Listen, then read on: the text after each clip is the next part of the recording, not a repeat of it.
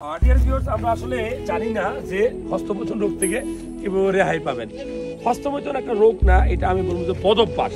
কারণ আপনি আপনার কোনো বন্ধু বান্ধবের পালায় পড়ে কিন্তু এই অভ্যাস আপনি আক্রান্ত হয়েছেন। এখন হয়তো প্রবাসে থাকেন, বিদেশে থাকেন, বা আপনি একটা হলে পড়াশোনা করেন, অথবা আপনি ব্যাচেলর লাইফ লিড করেন, আপনার ওয়াইফ আপনার পার্টনার দূরে থাকে, আপনি হয়তো একটু কথা বললে অথবা একটা টিকটক রিলস ভিডিও দেখতেছেন, আপনি খারাপ একটা ভিডিও আসছে, এটা দেখে আপনার ভিতরে উত্তেজনা আসলে আপনি কি করবেন? আমি বলবো যে না, হস্তমৈথুন করা যাবে না।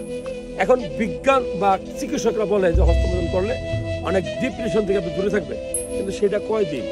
সো আপনি এই খারাপ কাজটা কেন করবেন? এখান থেকে বাঁচতে হলে আপনি ভালো ভালো ভিডিও দেখুন, ভালো ভালো কাজ করুন, ঠিক আছে? আর আরেকটা গুরুত্বপূর্ণ কথা বলি, যে হস্তমৈথুন রোগের কোনো কিন্তু সরাসরি চিকিৎসা নেই। ডাক্তারের সাথে কাউন্সিলিং করুন, ডাক্তার আপনাকে পরামর্শ দেবে। মনে রাখবেন, দীর্ঘদিন হস্তমৈথুন করলে আপনার শুক্রাণু কমতে পারে, আপনার টেস্টোস্টেরন লেভেল কমতে পারে, আপনার টাইমিং কমতে পারে। এই বদভ্যাস আপনার জন্য রহমত না, এটা কিন্তু খুব খারাপ জিনিস। ডাক্তার হয়তো করতে বলে, কিন্তু বিজ্ঞান করতে বলে, কিন্তু সেটা নির্দিষ্ট পরিমিত।